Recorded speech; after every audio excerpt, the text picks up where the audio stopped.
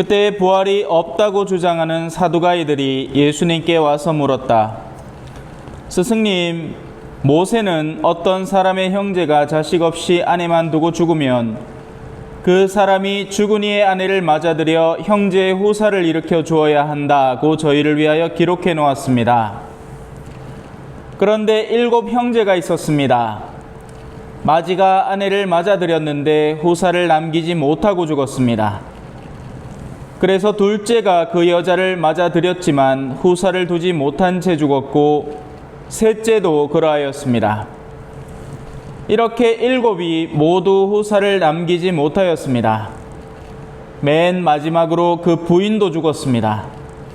그러면 그들이 다시 살아나는 부활 때 그 여자는 그들 가운데 누구의 아내가 되겠습니까? 7이 다 그 여자를 아내로 맞아들였으니 말입니다. 예수님께서 그들에게 이르셨다. 너희가 성경도 모르고 하느님의 능력도 모르니까 그렇게 잘못 생각하는 것이 아니냐. 사람들이 죽은 이들 가운데에서 다시 살아날 때에는 장가드는 일도 시집가는 일도 없이 하늘에 있는 천사들과 같아진다. 그리고 죽은 이들이 되살아난다는 사실에 관해서는 모세의 책에 있는 떨기나무 대목에서 하느님께서 모세에게 어떻게 말씀하셨는지 읽어보지 않았느냐. 나는 아브라함의 하느님, 이삭의 하느님, 야곱의 하느님이다 하고 말씀하셨다. 그분께서는 죽은 이들의 하느님이 아니라 산 이들의 하느님이시다. 너희는 크게 잘못 생각하는 것이다. 주님의 말씀입니다. 찬미 예수님. 오늘 낮에는 지역사제 회의를 다녀왔거든요. 이런 신부님들의 이런 저마다의 소식들을 들으면서 참 공감하는 부분이 하나 있었습니다. 신자들이 안 바뀐다는 거죠. 몇 년간 애를 써가지고 이런 것들을 가르치고 저런 것들을 전하고 했는데 뒤돌아서면 제자리더라. 사람이 사실 그렇잖아요.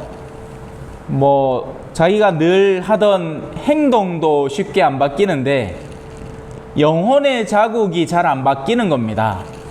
거기에다가 우리 본당은 그나마 욕심낼 게 딱히 없어서 덜하긴 하나, 한 사람의 내면 속에 사로잡힌 탐욕에 대한 갈망, 권력에 대한 갈증, 이런 것들은요 안 바뀝니다. 잘. 그래서 첫 단추를 깨는 게 굉장히 중요하고, 그리고 물론 안 바뀐다는 게 절대 안 바뀐다는 건 또 아니죠. 만약에 절대 안 바뀔 것 같으면 제가 오늘 강론을 왜 하겠습니까? 그죠? 어차피 안 바뀔 거 뭐하려고 내가 목탁으로 애를 쓰노? 그냥 조용하게 그냥 몇 마디 지키고 말지. 그래도 밥 나오고 다 나오잖아요. 월급 나오고 신부는 이 종교계 이 공무원 아닙니까? 공무원. 개신교는 자영업이고 그거는 하는 족족 들어오고 막 해서 신자들한테 11조 내라 하면 한 사람당 11조 받아봐요. 그러면 갑부 생활하는 기라 얼마나 좋아. 근데 우리는 암만 열심히 해봐야 똑같아. 잘해도 똑같고 뭐해도 똑같아. 그러니까 다들 공무원 사회가 어떻게 가요? 하향 평준화로 갑니다. 그죠? 잘해본들 무슨 성과급이 있나? 그래서 여러분들 앞에 있는 이 사진은 좀 빌라죠? 좀 많이 빌랍니다. 그죠? 보통 빌란 게 아니라 안 해도 되는 거를 그렇게 목이 터져라 또 했었고 가는 기라요. 왜 그럴까요? 오늘 걸 통해서 한번 배워봅시다. 자, 1독서는 디모테오서라는 이 바오로 사도가 한 특정 개인에게 보내는 서간입니다. 대표적인 걸로 디모테오서, 티토서 이런 책들이 있죠. 다른 책들은 공동체에 쓰는 편지고 이 디모테오서라는 것은 자기가 아주 애지중지하는 애제자, 사랑하는 제자에게 제자로서 갖추어야 할 소양과 덕목에 대한 강조점을 가르쳐주는 서간입니다. 그러면서 이제 자신이 앞서 걸어간 발걸음을 따라오도록 가르치는 거죠. 그러니 이 앞서간 발걸음을 올바로 잘 이해하고 우리도 그걸 올바로 인지를 한다면 따라갈 수 있습니다. 암만 스승이 가르쳐도 스승이 했는 말이 무슨 말인지조차 모르면 소용이 없죠. 하지만 그걸 잘 이해하는 사람일수록 가능성이 열리는 거죠. 일단 알아야 글로 가지. 뭔지도 모르는데 실행을 어떻게 합니까? 물론 알의 영역이 따로 있고요, 실행의 영역이 따로 있습니다. 그러나 알미 없이 실행할 수는 없는 노릇이에요. 그래서 1차적으로는 알아야 하는 것이고, 이 영역에 교회가 굉장히 많은 애를 쓰는 겁니다. 제가 여러분과 있는 동안 여러분에게 해줄 수 있는 것은 여러분의 목줄을 끌고 질질 끌어당기면서 뭘 하라, 이거 안 돼요. 그건 우리가 어린 시절에나 가능했던 일이죠. 엄마 아빠가 그래 안 하면 밥 안 주고 할 때, 오늘 인터넷으로 이 뉴스 기사를 하나 봤는데 초등학교 3학년짜리가 교감쌤 뺨따구를 때립니다. 이제 세상이 완전 뒤집혀 가지고요, 옛날에는 부모들이 선생님한테 우리야 때려서라도 가르쳐 주소 했는데, 지금은 아들이 선생 기대기를 때리는, 교감 선생님 기대기를 때리는 시대를 살고 있어요. 교회라고 다르지 않겠죠? 교회라고 다르지 않습니다. 제가 지금 목소리를 높여 여러분에게 이야기를 하나, 물론 여기 계신 분들 중에 적지 않은 퍼센테이지는 참 내면이 하느님에 대한 갈증이 어느 정도 존재하는 분들이나 다 그렇지는 않거든요. 그래, 니 지키라. 뭐 니야 뭐 왜 지키든지 뭐 내가 그냥 여기 있다 간다. 이런 사람들도 얼마든지 가능한 거고 실제로 있습니다. 우리 성당에도. 자, 나는 밤낮으로 기도할 때마다 끊임없이 그대를 생각하면서 내가 조상들과 마찬가지로 깨끗한 양심으로 섬기는 하느님께 감사를 드립니다. 하느님을 섬기는 다양한 방식이 있죠. 하느님을 섬기기 위해서 정말 요래 예쁜 꽃도 갖다 놓을 수도 있고, 하느님을 섬기기 위해서 인테리어도 바꿀 수가 있고, 하느님을 섬긴다는 뭐 취지하에 수많은 외적 활동들을 가득 채워 놓을 수도 있죠. 뭐 어떤 본당들 들어가면 입구부터 화려합니다. 그죠? 뭐 예비 신자 모으기 운동 프레시디움별로 해가지고 성과급제로 따따따따따따따따따따따따따따따따따 막 완전히 무슨 회사 저리 가라라. 예. 기도 몇 백만 단 바치기 운동 해가 프레시디움별로 막 몇만 단 그 부도수표 부지기수입니다. 속쿠키가 얼마나 쉬워요. 그죠? 해떡하면 될 거라. 근데 거기에는 도대체 어디에 깨끗한 양심이 있는 거죠? 없는 겁니다. 없어요. 거룩한 것 안에서 속일 의지를 가지고 속임의 행동을 한다는 것은 이건 깨끗한 양심 물 건너간 거죠. 어느샌가 신자들 사이에서도 그런 내면의 자세에 중요성을 안 두는 일이 허다하게 생기기 시작했습니다. 왜요? 세상이 나를 이끄는데 그 유혹을 어떻게 이겨내냔 말이야. 깨끗한 양심 안에서 세상을 정화시켜 나가던 것이 우리의 옛 모습이었다면, 지금은 세상의 유혹 때문에 하느님 따위 개나 줘버려가 된 세상이 된 겁니다.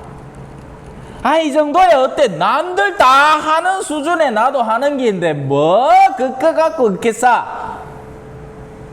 하느님 그냥 대충 섬겨도 돼. 이런 식으로 흘러가는 거죠. 예. 세상이 뒤집힌 겁니다. 초등학생이 교감쌤 기대기 때리는 세상이 교회 안에도 생겨난 거예요. 아, 이 정도는 하느님도 이해한다. 다 죄 짓고 사는 기지. 이런 식의 표현을 우습지 않게 하는 세상이 오늘날의 세상입니다. 그러한 까닭에 나는 그대에게 상기시킵니다. 당신에게는 능력이 있는데 그 능력은 당신이 스스로 개발해낸 능력이 아닙니다. 여기서 오늘도 이제 들어오면서 바깥에 보니까 이제 논밭이 쫙 펼쳐져 있어요. 그죠? 농사 기술은 배우는 거고 함양시키는 거죠. 맞잖아요. 그죠? 예. 하루하루 농사 짓는 만큼, 한 해 한 해 짓는 만큼 실력이 쌓여갑니다. 그죠? 하지만 성직에 대한 영역, 거룩함에 대한 영역은 선물 받는 겁니다. 우리가 난다 긴다 해서 그 성성을 쌓아 나가는 것이 아니라 선물 받는 거예요. 그래서 세례도 선물이고 성체도 선물이고 사제직도 선물이고 여러분의 견진도 선물이고 고해성사도 은총의 선물입니다. 고해성사 보는데 그죠? 어떤 때는 그런 어르신도 있어. 자, 주님에게도 한번 바치. 신부님, 주님에게도 한번 까 되겠습니까? 자기를 판단하고 자기에게 합당한 걸 내달라는 식인 거죠. 주도권이 자기한테 있다는 건 얘기입니다. 현대 신앙생활도 마찬가지예요. 적지 않은 이들이 자기 주도권을 가지고 신앙생활을 하려고 합니다. 그 앞에는 뭐 성직도 필요 없고 뭐 신부도 수녀도 필요 없어요. 지가 잘난 맛에 신앙생활을 하는 겁니다. 자기가 지금까지 구축해 놓은 인맥과 자기가 지금까지 구축해 놓은 자존감의 영역 속에서 신앙생활을 하는 거죠. 잘 자라 우리 아가. 자, 내 안수로 그대가 받은 하느님의 은사를 다시 불태우십시오. 여러분, 제가 항상 한 달에 한 번씩 성령기도의 미사를 드리잖아요. 그때 제가 드리는 안수를 허투루 여기지 마십시오. 우습게 볼 안수가 아닙니다. 정말 혼신의 힘을 다해서 그 안수를 여러분에게 선물해 드리는 겁니다. 무슨 내가 진을 빼가지고 달리기 100바퀴 돌고 와갖고 안수를 준다는 게 아니라 은총의 통로를 만들어 드리는 거죠. 그래서 받을 때 잘 받아야 됩니다. 그건 여러분한테 달렸어요. 하느님으로부터 힘을 받는 사람은 여러 가지 면에서 색다른 체험을 하게 됩니다.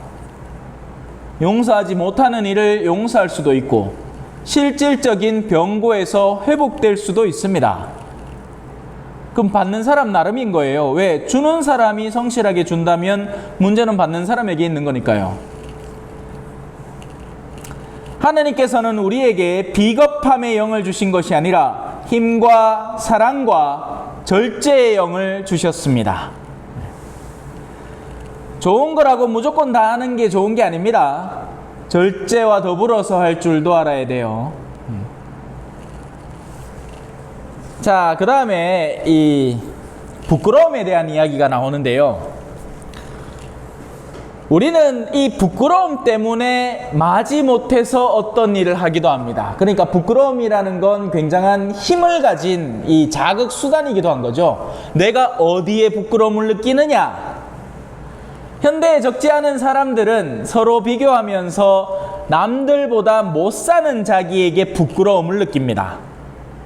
그런데 그 못 삶의 기준이 뭐겠어요? 다 외적인 거죠. 집이 몇 평이고 차가 뭐고 옷은 꼬라지가 어떻고 얼굴 생김새는 어떻고 나이 들어 비나 안 비나 이런 것들이 다 부끄러움의 영역이라고 착각하는 거예요. 아닙니다, 여러분. 동물들이 어디 나는 토끼로 태어나고 나는 호랑이가 못돼서 부끄러워 하는 토끼 마십니까? 아니라 맛있는 풀 뜯어 먹다가 여우 나타나면 씨가 빠지도록 도망갔다가 그러고 또 조용할 때 풀 뜯어 먹으면 그만이에요. 그날 걱정은 그날로 족하다고. 그런데 우리는 다른 이들의 엉뚱한 것을 다 가져다가 내 부끄러움으로 삼죠. 진짜 부끄러워해야 할 것이 뭔지 알려드릴게요. 하느님을 부끄러움의 대상으로 삼는 사람이 나중에는 정말 부끄러울 겁니다. 자신의 신앙을 가졌다는 것을 남들에게 공개적으로 드러내는 것을 부끄러워하는 사람이 나중에는 정말 부끄러움을 당할 거예요. 그러니 이렇게 얘기합니다. 그대는 우리 주님을 위하여 증언하는 것을 부끄러워하지 말고 어디 가서든 당당하고 자신 있게 하느님에 대한 이야기를 할 줄 아십시오. 온통 세속적 이야기만 잔뜩 끌어다가 세상 이야기로 떡칠하는 걸 자랑스럽게 생각하지 말고 어르신들 한 서너 명 모아놓으면 저마다 자랑스러워하는 걸 얘기합니다. 그것도 재밌어요. 예. 그 자랑스러움의 근거점이 어디 있는지 조금만 시선을 열고 가만히 살펴보면 내가 이만큼 많이 안다, 이게 자랑스러움의 근거가 됩니다. 그러니 그걸 끊임없이 짓거려대는 거죠. 차라리 침묵하는 것이 자랑스러움이 될 겁니다. 쓸데없는 이야기로 다른 이의 귀를 어지럽히는 것보다요. 우리 주님을 위하여 증언하는 것을 부끄러워하지 마십시오. 오늘 하루를 한번 되새겨보세요. 나는 주님을 위해서 어떤 증언을 했나? 아니, 이번 주간을 한번 떠올려 보십시오. 이번 주 중에 나는 주님을 증언하기 위해서 마음 써본 적이 있나? 분명히 수많은 말들을 하기는 했을 겁니다. 어딘가에 가서 누군가에게 무슨 얘기를 했을까요? 어떤 이야기를 했을까요? 돈 얘기했습니까? 정치 얘기했습니까? 온갖 인터넷에 떠도는 뉴스 이야기했습니까? 이런 것들 다 했을 겁니다.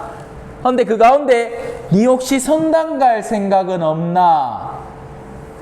지난 주일에 우리 뿅아리들 나갔죠?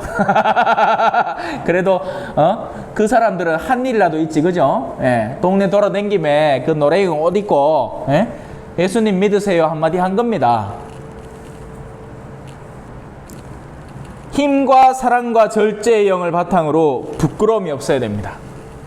그 영은 하느님께서 선물해 주시는 거예요. 이게 사람이 내면에서부터 사고가 바뀔 때 외면의 활동이 완전히 달라지는 겁니다. 근데 그 내면은 어떻게 바뀌느냐? 영의 변화로 바뀌고 그 영의 변화는 안수로 선물되는 겁니다. 그분 때문에 수인이 된 나를 부끄러워하지 마십시오. 디모테오야, 나 바오로 사도인데 내가 지금 이 편지를 깜빵에서 쓰고 있다. 깜빵에 들어간 작자는 무조건 부끄러움의 대상이다. 아니다. 나는 무엇 때문에 내가 수인이 되었는지에 대한 분명한 인지가 있다. 그러니 그분 때문에 수인이 된 나를 부끄러워하지 마십시오. 그분 때문에는 깜빵에 들어가도 좋고, 그분 때문에는 암에 걸려도 좋고, 그분 때문에는 치매가 와도 좋다. 두려워하지 마라. 하느님을 열렬히 믿다가 머리에 실핏줄이 터져가지고 한쪽이 망가져도 그건 오히려 자랑스러움이 될 거다. 네가 목청을 다해가지고 온갖 애를 써가지고 핏줄을 다 터뜨려가면서 그렇게 한 증거가 될 테니까 그거 아이고 어디 도박장 가갖고 고야 하다가 턱 터지갖고 막 질르질르 절고 다니면 그거는 부끄러워해야지. 여니까 그래도 끄덕끄덕 해준다. 오히려 하느님의 힘에 의지하여 복음을 위한 고난에 동참하십시오. 복음을 위해서는 고난이 기다리는 겁니다. 왜? 세상이 자꾸 변해가니까 복음의 진리가 갈수록 고난의 대상이 됩니다. 옛날에 우리의 세대 자체가 존엄할 때는 어르신을 섬겼고 사제에 대해서 존경을 드리는 것, 수도자를 사랑하는 것 아름다운 일이었어요. 그런데 지금은 그렇지 않아요. 예. 아니, 단적인 얘기로 옛날에는 자식들을 신부 보내고 싶어 했어요. 지금도 열심한 어르신들은 보내고 싶어 해요. 하지만 이제 적지 않은 퍼센테이지로 내 아가 신부가 된다고? 에이, 이렇게 생각합니다. 에이.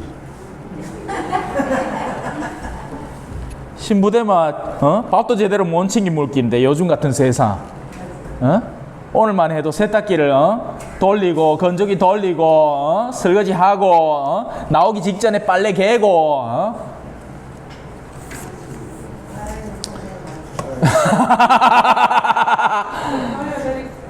복음을 위한 고난에 동참해야지요. 저한테는 이게 부끄러움이 아니라 자랑스러움입니다. 자, 이제 복음으로 들어갑시다. 복음은 좀 어렵습니다. 어렵지만 어렵지 않아요. 먼저는 이 사두가이라는 사람들을 이해해야 됩니다. 성경시대에는 바리사이, 그죠? 율법의 철두철미함을 바탕으로 그래도 이 사람들은 기초적인 그러니까 신앙의 바탕에는 서 있었어요. 이 사람들은 그래도 율법의 엄정함 속에 자신의 거룩함을 드러내는 교만한 쪽에 속하는 사람이었어요. 하지만 그래도 하느님을 믿는 바탕 속에서 그 짓을 하고 있었던 겁니다. 그러니 예수님이 얘기하자 너희는 바리사이의 의로움을 능가해야 된다. 그 말은 율법을 더욱 철두철미하게 따르란 말이 아니라 그들이 갖고 있는 하느님에 대한 기초적인 신앙의 지평을 보다 확장해야 된다는 얘기예요. 그렇다 치고 넘어갑시다. 율법학자들은 또 하느님에 대한 연구를 하는데 그들은 지적인 교만에 시달리는 사람이죠. 자, 사두가이라는 이 사람들의 특징은 권력과 굉장히 유대관계를 맺고 있는 사람들입니다. 우리 성당에는 욕심낼 게 없다는 얘기가 바로 그 얘기예요. 무슨 어디 위원 나가기나 한다고 해갖고 신부님한테 잘 비갖고 신부님 입김이 좀 있어가 사람들한테 좀 투표권 얻고 이럴 일이 하나도 없잖아. 옛날에는 있었을지 몰라도 지금 저 같은 경우에는 1도 생각 없거든요. 오히려 그런 사람들 보면 더 가짠케 여기고 사람들 사이에서 그 사람이 부끄러움의 대상이 되도록 만들어버릴 준비가 되어 있습니다. 뭐 하는 짓거리입니까? 성전이 장사하는 곳입니까? 어디가 하찮은 권력 따위를 성당에서 팔아제끼려고 해요? 멈추세요. 물론 이렇게 얘기하지는 않겠지만 왜냐하면 온유해야 되거든요. 예. 하지만 지금 이 성당 속에서도 그런 권력과 유대에서 자기 친척이 어디 나간다 했을 때 사람들한테 규합해가지고 이 사람 좀 찍어달라고 부탁하고 사정하고 하는 사람들 분명히 있을 거예요. 다만 제가 있어서 길을 못 펴고 있을 뿐. 저런 성주성당 같은 경우에는 그게 흔하단 말입니다. 거기서는 의원도 나와야 되고 뭐도 나와야 되고 하니까 정치적인 흐름이 그 안에서 난무하는 거예요. 예. 사두가이들은 그런 세상 권력과 유대에서 교회 내에서 고위 직분을 유지하는 사람들이었습니다. 신앙 일도 없겠죠. 신앙이 일도 없어요. 왜냐하면 그들의 기초는 신앙이 아니라 교회가 가진 권력에서 노는 분위기였으니까 그래요. 그래서 부활이 없다고 주장하는 사두가이들인 겁니다. 이 사람들은 내세에 대한 생각 자체가 없어요. 현세에서 잘 먹고 잘 살아야 되는 거예요. 그런데 이 유혹은요, 비단 사두가이들의 문제만이 아니라 옛날 2000년 전에 유대인들의 문제가 아니라 현대 우리에게도 얼마든지 일어나는 일입니다. 네, 그저 죽기 전까지 건강하기만 해줬어. 그냥 언뜻 느껴보면은 하느님한테 그냥 기도할 만한 거 기도한다 싶죠. 하지만 생각을 바꿔서 생각해보면, 자, 오늘 일독서를 한번 돌아와 봅시다. 하느님은 당신을 죽기 전에 수인으로 만들 수도 있습니다. 하느님은 당신을 고난으로 거룩하게 만들 수도 있습니다. 현세적으로 많은 고난과 어려움을 영원한 생명 때문에 지상의 삶을 망가뜨리는 이유들로 채울 수 있습니다. 어떡할래요? 난 그런 하나님 믿고 싶지 않은데요. 나는 하느님을 믿어가 내 세상에서 하는 사업 좀 잘 되고 오히려 있던 걱정들 좀 없애고 그래 편안하게 살다가 죽을 때도 얌전하게 침대에서 하다가 애끄닥 열에 죽고 싶은데 그래 되란 말이라 그게 안 된단 말입니다. 사두가이들은 세상이라는 기준을 쫙 짜여져 있는 틀을 가지고 있는 겁니다. 그러니 질문을 이렇게 하는 거예요. 영원한 것에 존재하는 것이 있는데 나는 그건 모르겠고 내가 보는 거는 세상인데 세상에서는 이런 반딱반딱한 게 돈이 많이 나간단 말입니다. 그러면 그 세상에서 반딱반딱 돈 많이 나가는 게 영원에는 얼마짜리입니까? 라고 묻는 겁니다. 무슨 말인지 이해가 가세요? 영원에는 아예 딴 세상이 펼쳐지고 있는데 영원의 것을 우리가 이 지상을 살면서 받아들여 세상에서 지상에서 소중하다 여겨지는 것들에 대한 가치를 죄송합니다. 자꾸 자, 지상에서 아이고 이 그림은 지상에서 소중한 그림이요 황금색이잖아. 근데 영원에는 황금색 자체가 없어. 영원에는 다른 그림들이 그려진단 말입니다. 온유, 사랑, 절제, 인내, 신앙, 믿음, 희망, 사랑, 이런 그림들이 가득한데, 그러면 우리가 이 지상을 살면서 영원의 그림을 땡겨와서 지상의 것들에 대한 올바른 식별을 해야 맞잖아요. 무슨 말인지 아시겠죠? 여는 유치원이고 여는 대학원이라. 그러면 대학생이 유치원생을 가르쳐야지. 야야, 네가 지금은 1, 2, 3, 4 겨우 배우고 있지만 나중에는 미적분도 있고 어려운 공식도 있고 함수도 있고 방정식도 있다. 그러니까 미리 준비해 놨다가 이거 배우러 나중에 온나.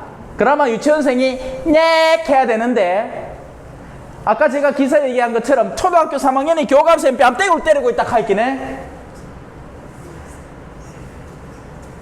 자신의 기준점 속에서 영원한 영역에 속하는 것에 대한 감각을 이해를 못하는 겁니다. 그래서 이렇게 묻는 거예요. 예수님한테. 한 사람이 결혼하고 죽고 이렇게 하고 7명의 남정네가 있었던 여편네가 있는데, 낸자 하늘나라가 막 이 여자는 누구 마누라 됩니까? 그래 예수님이 하답답해가, 야, 하늘나라에는 결혼이라는 게 없다.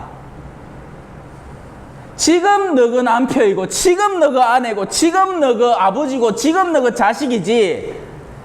한번 상상해 보시라고요. 요서 요까지 해서 여기가 앞이고 여기가 뒤에요. 그러면 요 손가락, 내 오른손가락, 왼손가락 둘 중에 어느 게 앞에 있습니까? 오른손가락이 앞에 있죠. 요 사이에서는 그게 앞뒤라. 여기서부터 시작해갖고 저 끝까지 가는 중에 손가락 2개 앞뒤가 중요할까요? 왜? 거리가 어마어마하기 때문에 그놈이나 앞뒤가 없어. 지금 여러분은 여러분에게 부모님이 계시고 자녀가 있잖아요. 나중에 천국 가면요, 내가 수십 년 전에 낙태했던 아가 나와 동등한 인격으로 와서 당신은 그때 나를 왜 이유 없이 살해했소? 라고 묻게 될 겁니다.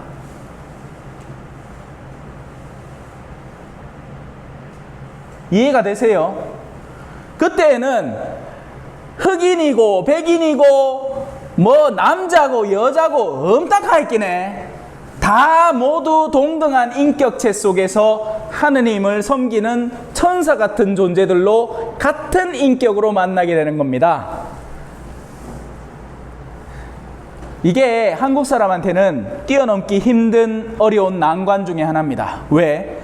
우리는 장유유서라는 아주 고착된 사고 속에서 일단 족보부터 확인하고 넘어가거든. 니는 누 집 아들이고, 누가 동네 이사 오마 의하등동 이 유대관계 속에서 누가 앞이고 누가 뒤인가를 철두철미하게 따지가, 그러면 니는 저 우리 저 아재 그 조카고 그 손주고 그러면 뭐 내 당장 반말하고 난리 나죠. 예. 그러니 영원에서부터 오는 생각이 우리한테 제대로 들어오려면 우리가 세상 안에서 살아가는데 소요되는 많은 기준점들에서 초월해야 한다는 겁니다. 그 초월 가운데 가장 핵심적인 초월, 나이가 많고 적고 뭐 여기에 시달릴 수 있는데요, 결정적으로 핵심은 뭐냐 이거예요. 자, 앞에 이제 천사들과 같아진다는 얘기는 대충 이해를 했죠. 이해 못했으면 어쩔 수 없고, 뒤에가 더 중요합니다. 뭐예요? 야, 사람은 죽지 않는다. 이게 핵심입니다. 자, 여기 보세요. 보통 이제 사람들이 여기서 헷갈려 합니다. 죽은 이들이 되살아난다는 사실에 관해서는 모세 책에 있는 떨기나무 대목에서 하느님께서 모세에게 어떻게 말씀하셨는지 읽어보지 않았느냐? 나는 아브라함의 하느님, 이삭의 하느님, 야곱의 하느님이다. 그리고 예수님이 이렇게 얘기합니다. 그분은 죽은 이들의 하느님이 아니라 산 이들의 하느님이다. 이게 세상의 논리로는 논리가 안 맞아요. 왜? 아브라함 죽었고요. 이삭 죽었고요. 야곱 죽었거든요. 그러면 A는 B요, B는 C요, A는 C다라는 논리에 따르면 아브라함과 이삭과 야곱은 죽은 사람들, 하느님은 아브라함과 이삭과 야곱의 하느님. 그러면 하느님은 죽은 이들의 하느님이죠. 그게 아니라는 겁니다. 이건 세상에서부터 이 틀을 짜서 지금 집을 만들려고 하는 거고, 하느님은 산이들의 하느님이라는 게 명제란 말이에요. 이건 변화되지 않는 명제라는 말입니다. 이걸 누가 증명해서 봐라, 하느님은 산이들의 하느님이다라고 논리로 증명해 나가는 게 아니라 하느님은 산이들의 하느님이다. 그래서 아브라함의 하느님, 이삭의 하느님, 야곱의 하느님이다라는 말을 통해 아브라함도 살아있고 이삭도 살아있고 야곱도 살아있는 이들이다. 오늘 제가 이 지향을 안 읽어드렸는데, 오늘 세상을 떠난 이기랑 베드로, 이명자 안나, 그리고 전열자 소아데레사의 영육간의 건강을 위해서 기도합니다. 이 사람들 안 죽었단 말입니다. 살아있단 말이에요. 살아있으니까 우리가 뭐라도 줄라 하잖아. 미사라도 들이갖고 그 은총이라도 줄라 안 합니까? 살아있으니까. 죽었으면 말라 하노? 여러분들 죽은 거 어떻게 취급해요? 더럽죠? 왜 하던 동안 한다가 슬락하죠? 길 가다가 깨구리 한 마리나 틱 터져 있어 봐. 어젠가 성당 올라가는데 그 성당 밑바닥에 깨구리 한 마리 쪼매난 거 하나 틱 터져 있더라고. 달팽이도 살아있을 때 꼬물락꼬물락하고 옆을 때게 뽀앙 나오는 게 이쁘지. 턱 밟히 갖고 죽어 있으면 냄새나고 막 만지기 싫잖아. 아니란 말이에요. 살아있단 말입니다. 세상을 떠난 모든 이들, 우리조차도 죽는다는 것은 하나의 현상이지, 육체와 영혼이 분리되는 현상이지, 영혼은 절대 죽지 않는다는 이야기입니다. 그래서 너희는 크게 잘못 생각하는 것이다, 이 사두가이들아, 이야기를 하는 거죠. 이해되셨지요? 네. 아멘.